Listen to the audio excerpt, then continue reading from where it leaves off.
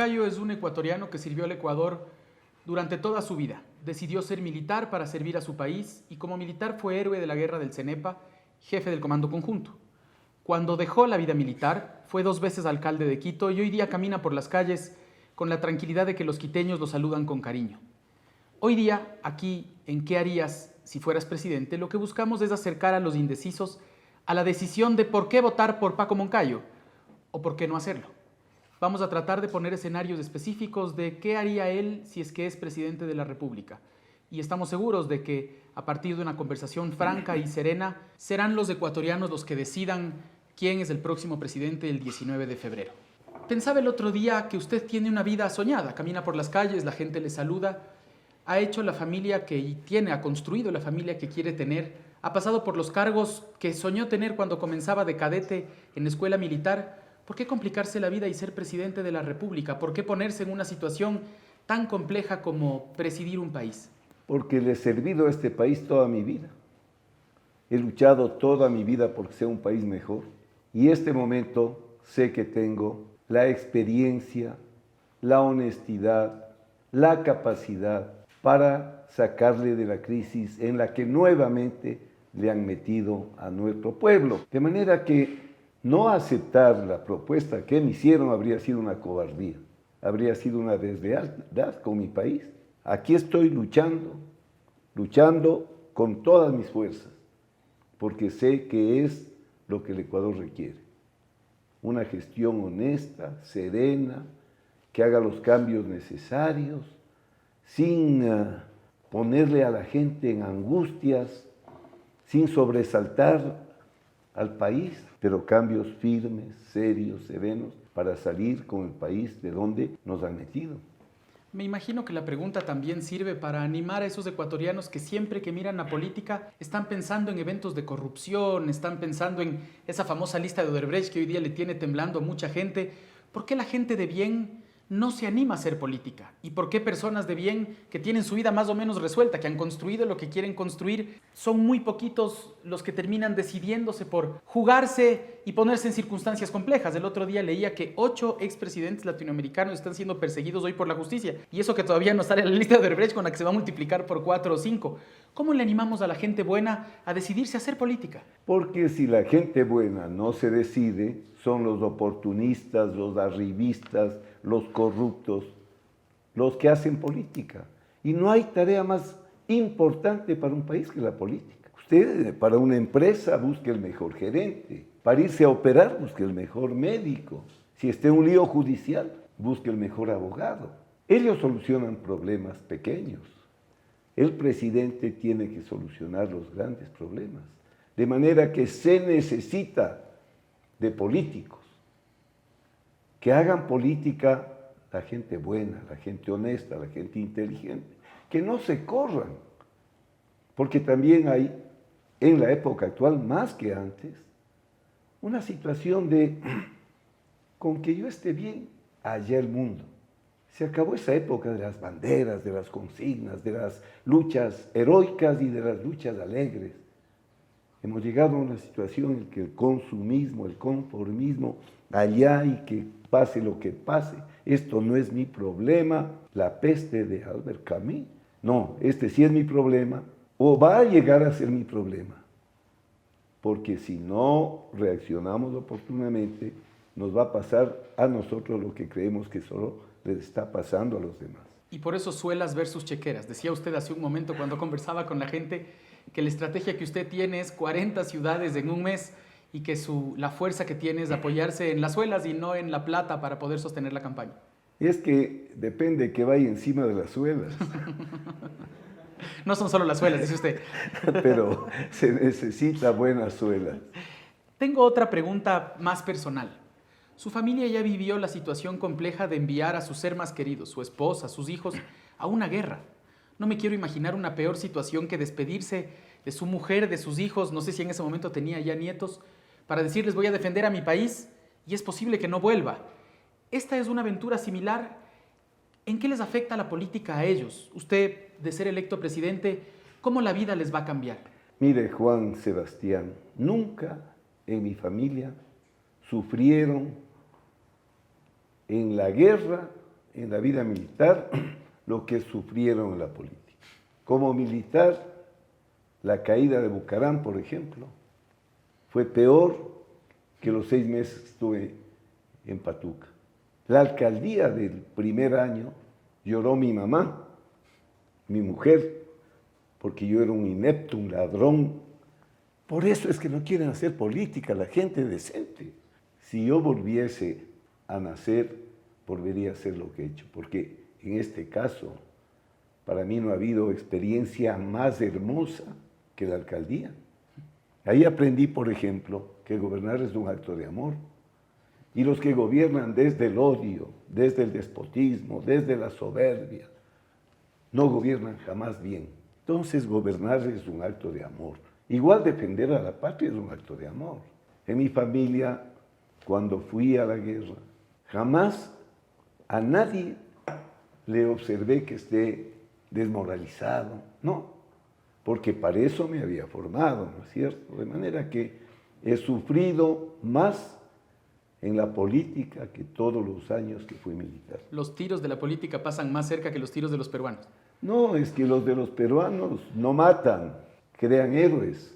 Un tiro de los peruanos y estaría en los monumentos, que es la peor desgracia que le puede pasar a alguien. Yo me acuerdo que en Zapotillo era o en Potrerillos, vi un busto y dije, después de verle al busto cagado por los pájaros, oxidado, dije, lo único que no quiero jamás es ser héroe.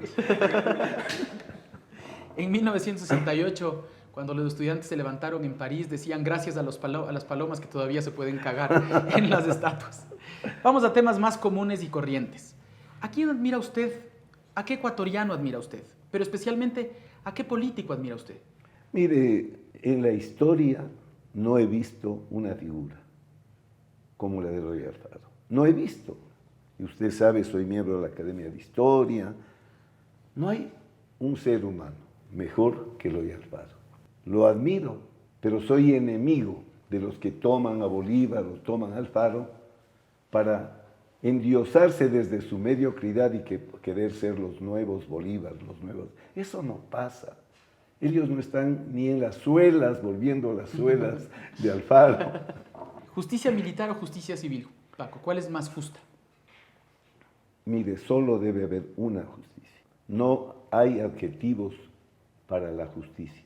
¿Es justicia o no es justicia? Lo que tenemos hoy no es justicia, porque justicia con amo no es justicia. Y para ir un poco más a temas que a la gente le van a tocar el corazón, sobre todo en Guayaquil, ¿qué le parece la nacionalización del Quito Díaz? Nada me preocupa la nacionalización, estoy contentísimo de que ese equipo, que es nacional, en un país donde casi nada es nacional, se refuerce bien, porque además nos va a representar en competencias internacionales. Espero que se haya seguido los procedimientos, porque igual no hay nada peor que vivir o ponerse al margen de la ley. Cuando usted fue militar, en todos los años que fue militar, vio caer a muchos presidentes en manos civiles, en manos militares, y a muchos civiles, del otro lado, y a muchos militares en manos civiles. En ese proceso de haber trabajado de cerca con muchos presidentes, le quiero pedir que me diga en una sola palabra lo que le sale del corazón cuando le nombre a algunos de sus presidentes. Velasco Ibarra. Genialidad. Rodríguez Lara. Visión. Jaime Roldós. Patriotismo. Sixto Durán Ballén. Bondad. Febres Cordero. Alcaldía de Guayaquil. Y Abdalá Bucaram. Fracaso. Por último, le voy a hacer una petición un poco extraña. Esta es una papeleta, igual que la que va a hacer ahora para la presidencia de la República, en la que curiosamente no está Paco Moncayo. Para saber cuál es la afinidad que usted tiene por los otros candidatos, le quiero pasar un marcador y pedirle que me diga por quién de ellos usted votaría. Oiga, esta papeleta se parece al pseudo debate de la Cámara de Comercio. Primero, usted no puede hacer hipótesis en un tema tan importante y no puede suprimir a un candidato. Así es que yo voto por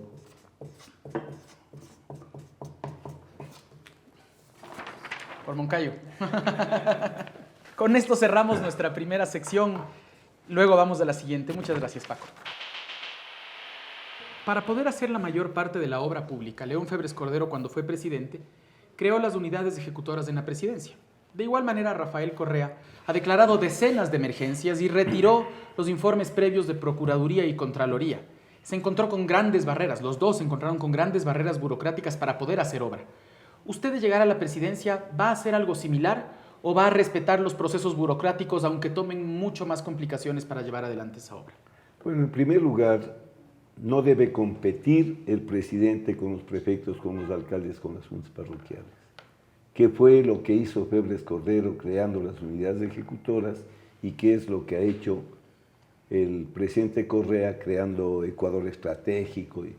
Los 4 niveles de gobierno aterrizan en un territorio y en una población. No puede haber 4 niveles de gobierno haciendo cosas distintas que se anulan entre ellas. Por eso, cuando fui alcalde de Quito, trabajé con las 33 parroquias, sin preguntar de qué partido son, nada. Hay que trabajar como equipo. Usted es presidente, no voy a ser presidente de la Izquierda Democrática, voy a ser presidente de todos los ecuatorianos, igual los prefectos, los alcaldes, las juntas. Por otro lado, los procedimientos.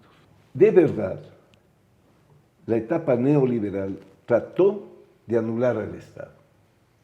Eso hay que decirlo, por eso quebró al Estado el neoliberalismo que hoy dice que van a salvarnos, quebró en 1999. Entonces, yo sentí eso, que no podía trabajar, pero no busqué salidas tramposas. Lo que hicimos es buscar un fundamento de éxito, que es la participación público y privada. Y creé las corporaciones. Con las corporaciones logramos hacer una obra fantástica con la mitad de plata que tuvo Barrera. Barrera tuvo el doble de plata, pero volvió al sistema del Estado. Todo lo hace el Estado, la municipalidad en este caso. Dijo que yo había dispersado la acción. Es que yo soy una persona capaz de manejar cosas complejas. Los autoritarios normalmente tienen unas visiones muy sesgadas, muy, sobre todo, cortas. Les falta abrirse así. Yo creo que hay que respetar los procedimientos, pero no quedarse tampoco quieto ahí por trabas burocráticas. La siguiente, ¿qué haría usted si fuera presidente? Sale la famosa No, lista... yo no acepto esa pregunta. ¿Qué va a hacer usted cuando sea presidente? Oiga, usted parece gobiernista. Usted me va a complicar a mí hasta el nombre del programa. Eso se llama boicot de entrada. Repito, ¿qué haría usted? Si sale la famosa lista de Odebrecht y en esa lista sale una persona que usted sabe con certeza es una persona decente, honorable, que lo ha probado durante toda su vida, ¿usted respeta el procedimiento natural de la justicia, hoy día más o menos viciado porque Correa lo controla, o levanta su voz y defiende la honra de esa persona que usted ha conocido? Mire, usted no puede defender la honra de una persona porque la conoce. Tiene que dejar el debido proceso, pero en manos de una justicia que no esté manipulada, pues. Por eso mi primer paso como presidente es recuperar las instituciones democráticas. Para combatir la corrupción yo encuentro 2 caminos. Un camino es la democracia, la sabiduría, no pues de solo Montesquieu, esto se debatió desde Grecia. Unos que legislen, otros que administren y otros que juzguen. Si tuviésemos una asamblea que fiscalice, no habría tanta corrupción. Si tuviésemos jueces independientes, no habría tanta corrupción. Si tuviésemos una fiscalía que investigue, no habría tanta corrupción. Entonces, lo primero que necesitamos, antes de iniciar el gobierno, es la consulta popular para desatar todas las fuerzas de la democracia en beneficio de la honradez, de la honestidad. Mire, el otro tema tan importante, quizás hasta más, la libertad de comunicarse.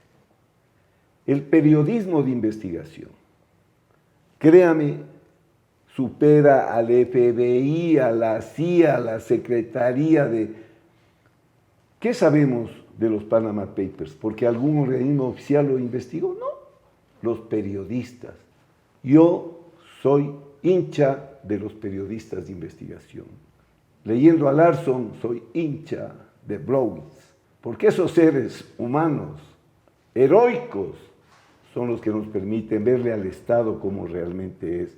El Estado no se puede autocontrolar, por eso hay que suprimir esa Secretaría de Participación Ciudadana y Control Social. ¿Cómo el Estado haciendo control social? La sociedad tiene que controlarlo. O sea, dos hitos: democracia y libertad de expresión, de comunicación, de prensa. Ya son media batalla ganada la corrupción. Le iba a preguntar sobre los procesos de fiscal y contralor y me imagino que van a estar dentro de esa consulta. Cuando usted plantea el tema de la consulta es devolverle a la Asamblea Nacional, me imagino yo, ciertas potestades como el nombramiento de funcionarios para que ahí funcione el poder y contrapoder de los distintos partidos en discusión. También me imagino que tendrán que temblar los otros partidos porque cuando usted sea presidente, Andrés Vallejo va a manejar ese bloque. Y como ya tiene la experiencia de sobra, esos otros tendrán que temblar. ¿Así será? No, porque en mi gobierno no vamos a esperar que nadie tiemble. Tenemos que lograr que las gentes aporten naturalmente a construir una mejor sociedad. Ya nos pasó en Quito. Cuando yo comencé la alcaldía, más de la mitad eran de otros partidos. Les invité a ponerse la camiseta de Quito, a dejar las camisetas partidarias de lado. En 8 años y medio, solo 2 ordenanzas no se aprobaron por unanimidad. La una por un voto, la otra por 2 votos. Los seres humanos son naturalmente capaces de evitar conflictos. Si el conflicto no es una forma como el ser humano naturalmente quiera relacionarse, aunque el conflicto está, por supuesto, en toda la esencia de la relación social y de la política. Entonces, yo creo que hay que devolverle al soberano la toma de decisiones. En una democracia de participación distinta solamente de representación, pero no puede haber democracia de participación ciudadana si no hay la de representación, por la complejidad del Estado. Aquí no puede usted reunir 16 millones de ecuatorianos en una ágora para debatir cómo se debatía en la Grecia de los griegos, además, pues porque los esclavos no debatían, los extranjeros no debatían, debatían solo los atenienses. Entonces, la participación y la representación. ¿Quién representa a la soberanía nacional? La Asamblea. Ahí están todas las ideologías, todas las formas de ver el mundo. Tiene que devolverle a la Asamblea que pueda designar estas funciones. Pero, como es de participación, tiene que la sociedad estar viendo cómo esto se hace.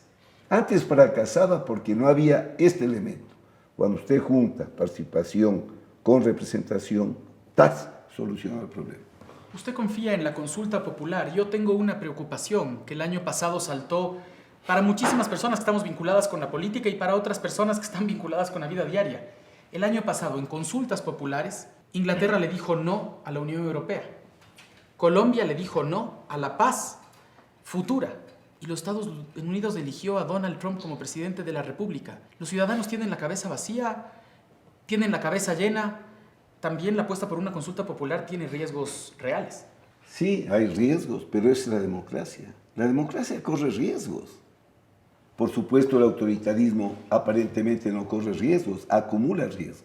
Aparentemente Hitler, cuando ingresó a la política alemana, era El Salvador. La gente no quería riesgos. Tenía que llevar los marcos en canastas para traer un pan en la mano. No querían riesgos, querían seguridad. Se acumularon los riesgos por el autoritarismo, por la falta de apertura, y destruyeron Alemania. Y lo mismo puedo decirle de Mussolini, que también hizo grandes carreteras, hospitales. Mucha gente, y los europeos y norteamericanos piensan mal al pensar así. Dicen, bueno, ese país ha tenido 10 años de estabilidad. Entonces yo digo ahí, el mudo del Ventimiglia, como decía Juan Montalvo, también duró 7 años porque habían altos precios del cacao. La estabilidad no es mérito. El mérito es saber gobernar en democracia. Regresemos un poco a la situación actual. De nuevo vuelvo al terreno hipotético. Usted es presidente, llega una persona de su confianza y le entrega un estudio actuarial de la Seguridad Social que le dice que en 5 años, en 10 años, ya no hay para pagar las pensiones jubilares. ¿Qué haría usted? Hay 5 opciones que nosotros hemos pensado como opciones reales para darle la vuelta al tema de la seguridad social estructuralmente. 1. Subiría el aporte de los empleadores. 2. Subiría el aporte de los empleados. 3. Alargaría la edad de jubilación de los afiliados. 4. Bajaría las pensiones. Y 5. Cobraría más impuestos a todos los ecuatorianos para solucionar el problema endémico que carga el seguro social. El problema es que estos 5 son convencionales. Hay que inventar soluciones. Usted ve aquí las soluciones de la lógica formal. Hay que buscar soluciones de la lógica paradójica. Entonces, hay que buscar una solución en la que se combinen opciones para poder salir del aprieto. Una solución, evidentemente. ¿Quién creó el problema? No les voy a cobrar impuestos a los que no crearon el problema, no les voy a bajar pensiones a los que no crearon el problema, no les voy a alargar la jubilación a los que no crearon el problema, no les voy a subir el aporte a los empleadores que jamás crearon el problema y peor a los empleados. Como ven, las 5 soluciones castigan al que no tuvo culpa. Hay que hacer que el Estado se responsabilice por las culpas cometidas. Este gobierno puso en la Constitución, con las enmiendas, el Estado garantiza las pensiones. Aquí la garantía de las pensiones tiene que ser el cálculo actuarial. Hay que rediseñar el sistema para que nuestros hijos no queden al margen de poder tener una seguridad social. Pero además, esto no le importa al 60% de ecuatorianos. No les importa porque no están afiliados.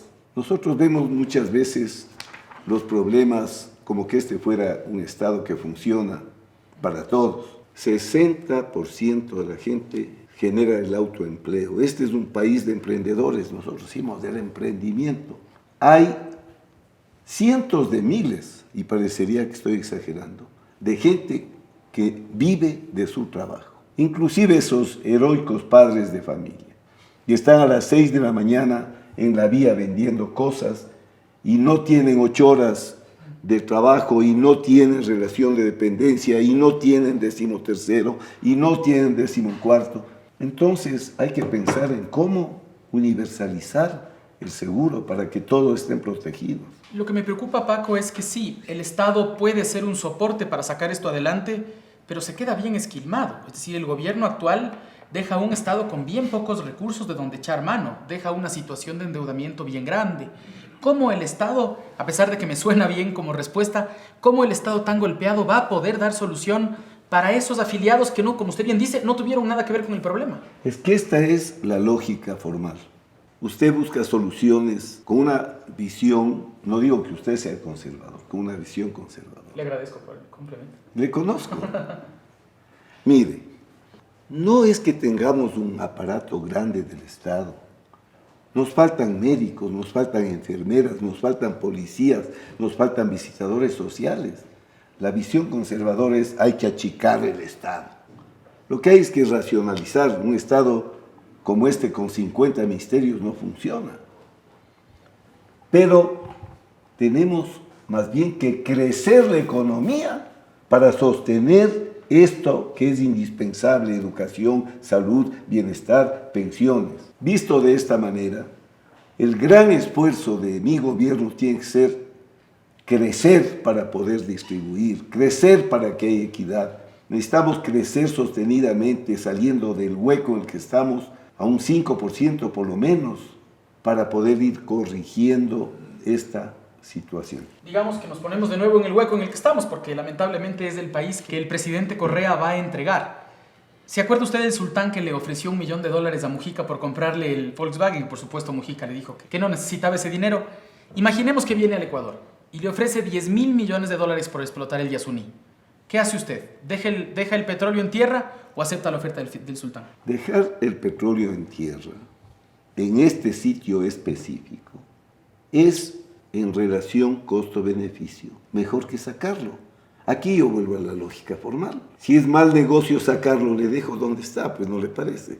Y por otra parte, si a mí me ofrecen $1 millón por mi modesta casa de Conocoto, capaz que acepto para darle algún buen uso para tanta gente que necesita. Yo creo que ahí Mujica debió haber dejado que se vaya a su Volkswagen y usar ese $1.000.000 en beneficio de la gente.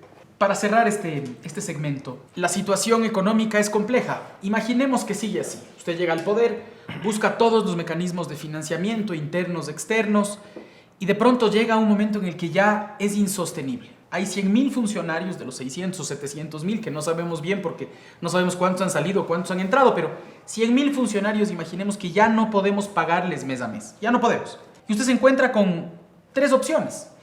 La primera, como ha hecho el presidente Correa, concesionar, licitar, él no le llama vender, pero vender campos petroleros o hidroeléctricas, carreteras del país. El segundo, emitir dinero electrónico. O el tercero, buscar la manera menos traumática para sacar esos 100.000 y dejar una solución específica para estructuralmente sostener el tema, solucionar el tema en el futuro en el Ecuador. Estamos en el siglo XXI, en la sociedad del conocimiento, en la economía del conocimiento. Estamos en un mundo nuevo, distinto. Ya son 3 libros que yo escribo y en todos ellos refiero la geopolítica del siglo XXI, la geopolítica de la sociedad del conocimiento. Lo malo de estos modelos es que viven todavía en el siglo XIX, en el siglo XX. Mire, en el sistema global, del que somos parte, nos guste o no nos guste, hay una palabra que es la más común, obsolescencia. Y hay otra palabra, robotización. Hoy en Davos están discutiendo de esas cosas. En esas circunstancias hay personas, las más vulnerables, pensamos en los jóvenes, de los 30 a los 45, que pierden el empleo y están fregados. Porque se han olvidado en este país que hay que aprender a desaprender para volver a aprender y volver a poder entrar en la economía y en el mercado. Entonces, 100.000 personas pueden entrar en un ciclo de esta naturaleza. Se puede pensar, no en cortar, eso es mecánico, hay que buscar salidas dialécticas. Por ejemplo, si logramos que crezca como debe ser, de una manera explosiva la producción, la empresa, habrá cómo albergar esos 100.000. Crear puestos de trabajo donde puedan ubicarse estas personas. Se necesita mucha imaginación, mucha creatividad. Y también la historia, saber cómo en la vida se han resuelto problemas. Vea usted, toda la vida sabemos los ciclos de los precios de las materias primas. En mis clases de geopolítica hablábamos de la geopolítica de la energía. La energía ha sido el elemento central de la geopolítica en la historia. Y con los alumnos conversábamos. ¿Por qué el petróleo de los esquistos? Que los precios de los petróleos geopolíticamente no se pueden mantener en eso. Van a bajar porque los principales enemigos de los Estados Unidos, Rusia, Irán, Venezuela, son petroleros.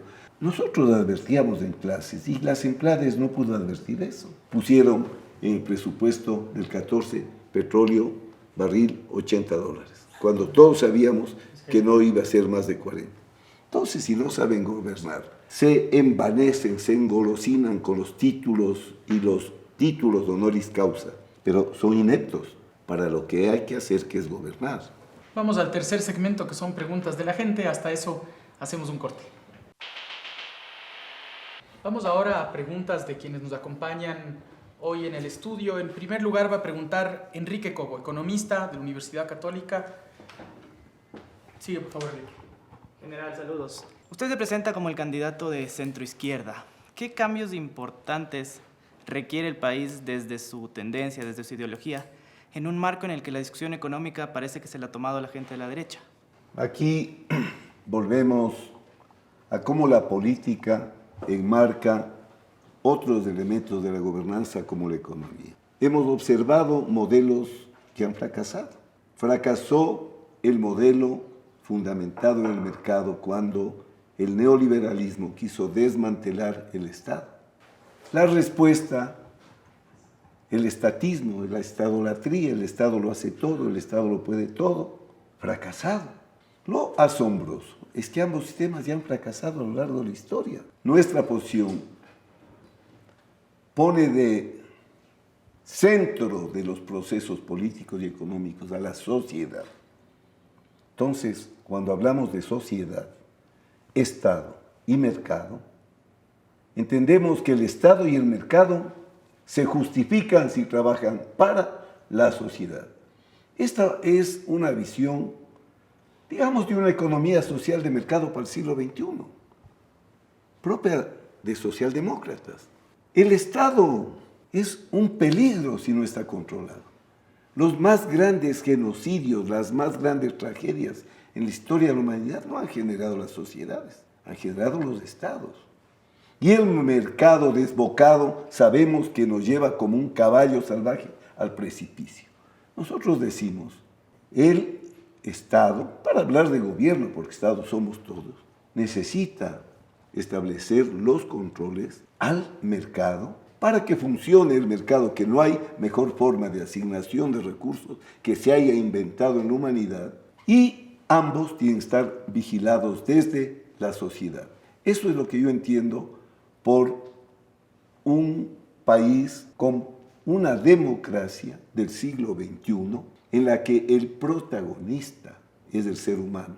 No visto individualmente, porque no existe el ser humano individualmente. Ser humano se le entiende en sociedad y en naturaleza. El hábitat conjuga las tres cosas. El paisaje para los arquitectos conjuga las tres cosas. Pero ni la geografía, ni el ser humano solos, sino entendidos en su globalidad, pueden avanzar para una vida en armonía.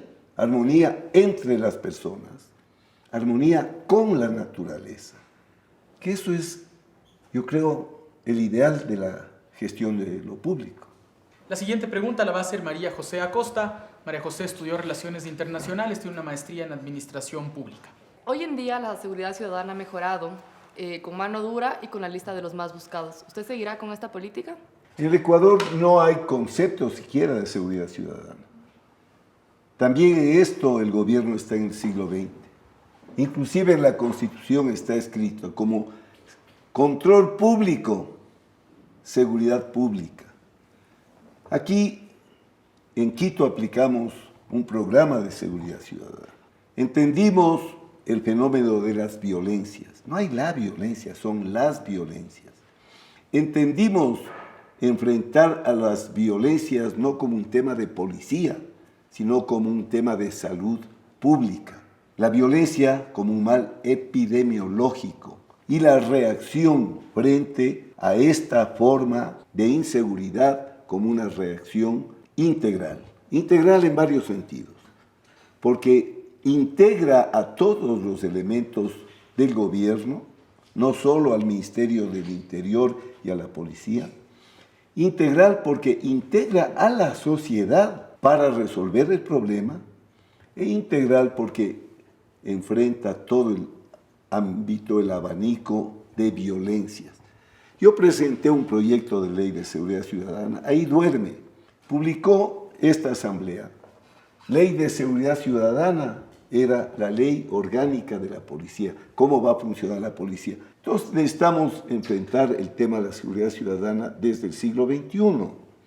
La seguridad en las Naciones Unidas ha sido ya calificada seguridad humana, porque no hay cómo tener una sociedad segura solo mediante medidas penales, policiales y represivas.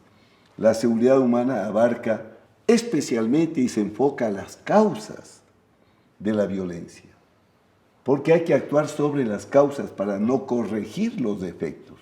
En nuestro gobierno vamos a poner en práctica un plan de seguridad ciudadana que enfoque la violencia intrafamiliar y de género, la violencia común, la violencia en las relaciones sociales, la violencia que implica también tantos accidentes en cuanto al tránsito, que genera más víctimas. Lo que hay que enfrentar frente a las amenazas de la naturaleza. Ustedes vieron ahora en el terremoto. ¿Qué vieron? Unos ministros corrían por aquí, otros ministros corrían por allá. El pueblo, los municipios llegaban con el apoyo. En lugar de pensar en llegar con el apoyo a las víctimas, se pasaban poniendo stickers de Alianza País para que llegue como ayuda del partido. Entonces, un plan de seguridad ciudadana es mucho más que un plan de policía, de Ministerio del Interior o de Código Penal y de jueces. La siguiente pregunta la hace Gabriela Rivadeneira. Gabriela es publicista y comunicadora y tiene una maestría en administración. Estimado Paco, yo era bastante pequeña cuando fue la guerra y quisiera que me aclare a mí y al resto de jóvenes cuál es el rol fundamental de las Fuerzas Armadas y por qué no podemos tener algo similar a Costa Rica. Es una pregunta realmente importantísima. El mundo del siglo XXI es un mundo distinto. Si ustedes observan América Latina, van a ver cómo la América portuguesa es una potencia, porque tiene dos elementos centrales del poder, población y territorio. ¿Por qué son centrales? Porque el territorio provee de los recursos y la población del mercado. Usted puede poner una industria cuando tiene 110 millones, 130 millones, 150 millones de habitantes. Los anglosajones, una potencia, un país entre Canadá y los Estados Unidos. Las colonias hispanoamericanas, 24 países. Y todos en guerra contra todos. Esa ha sido la peor tara de la historia de la América de origen colonial hispano. Entonces, el primer gran reto, resolver los problemas de fronteras. Nosotros, felizmente, no tenemos problemas ya de fronteras. Hay un tema central en la política de seguridad y defensa. ¿Qué papel cumplen los militares en la seguridad interna? Si usted no dilucida ese tema, entonces va a tener graves problemas como ya tuvo el Cono Sur en la época de la insurgencia. Necesitamos, por tanto, tener una política de seguridad y defensa que no tiene el país.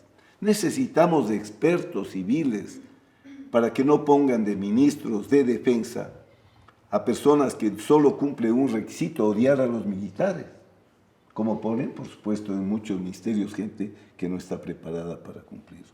Una sana política de seguridad y defensa reparte las funciones, de modo que usted la soberanía aérea tiene que defenderla en el contexto del siglo XXI. En el siglo XXI no estamos esperando que vengan aviones peruanos o colombianos a atacarnos, aunque no se puede decir que nunca jamás. Vean usted lo que está pasando con Trump. Cualquier día nos llega otro Fujimori y dice que los tratados de paz nos sirvieron para un comino y que hay que volver a abrir el tema. Bueno, hoy en el contexto de lo que pasa, las amenazas son distintas. Usted ahora, con los radares chinos que no funcionan, en fin, ve el espacio aéreo tomado por traficantes de drogas, por lavadores de dinero, por traficantes de personas. Necesitamos una fuerza aérea que proteja el espacio y la soberanía aérea para estas amenazas. Usted se va a la costa, habla con los pescadores. Está infestada la costa de piratas. ¿Qué necesitamos? Necesitamos guardacostas potentes para proteger nuestro mar territorial, proteger a nuestros pescadores.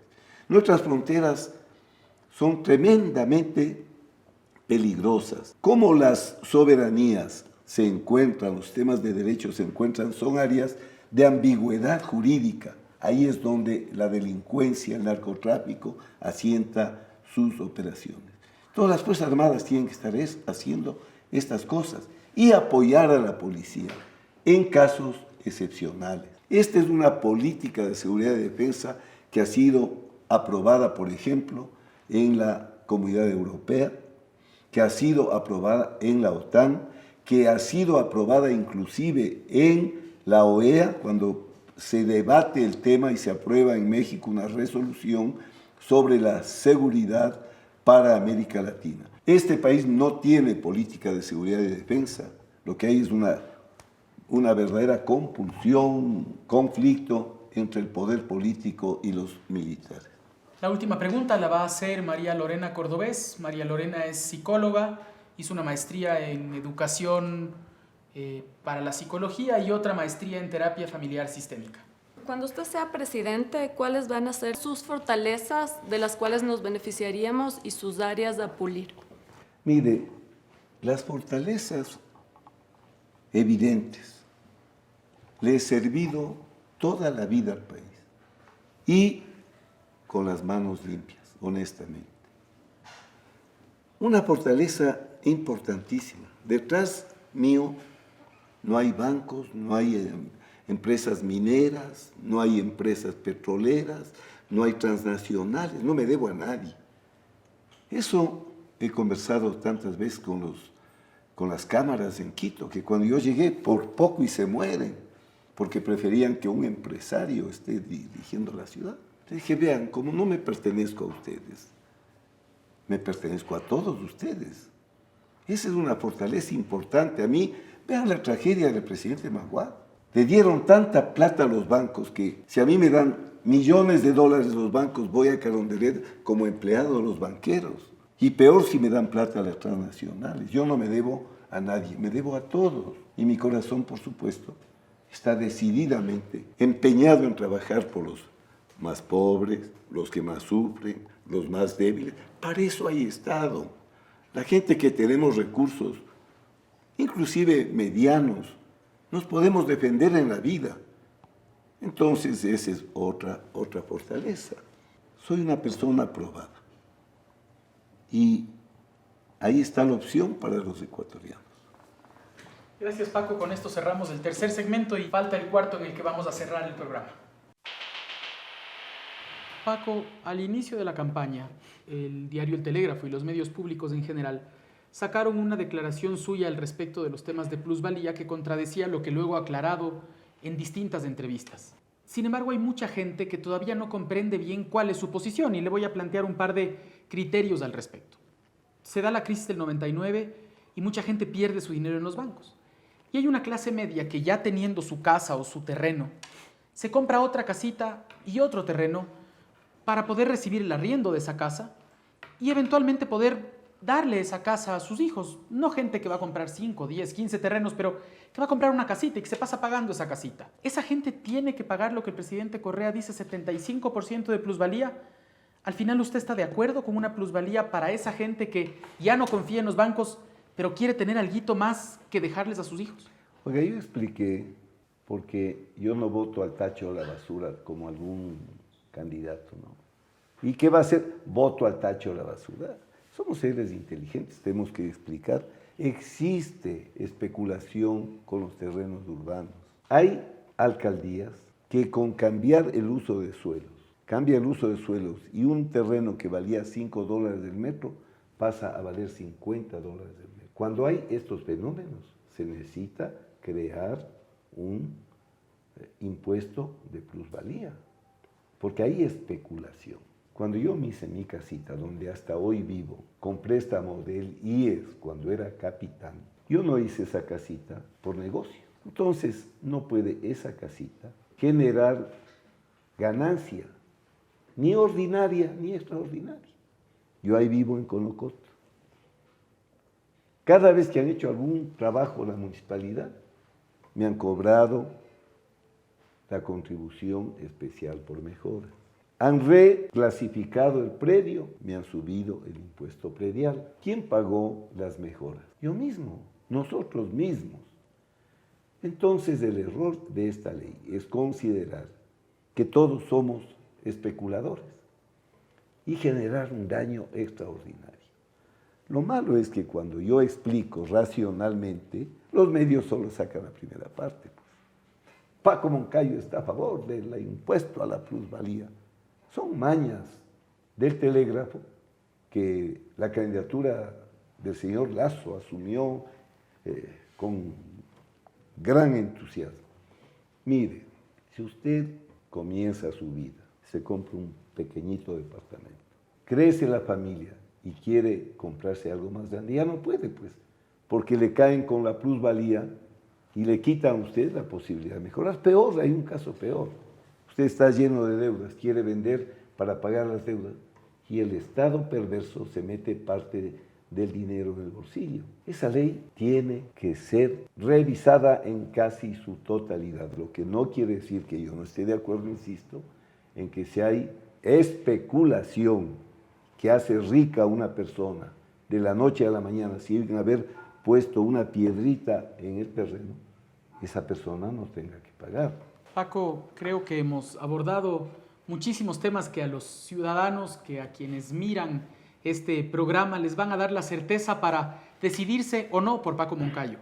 Lo que vamos a vivir el 19 de febrero es la certeza de la continuidad o de un cambio. Le deseamos mucho éxito, esperamos que el Ecuador pueda mirarlo como usted es y esperamos pronto volver a vernos y van a gloriarnos de que el Ecuador haya tomado una buena decisión. Muchas gracias.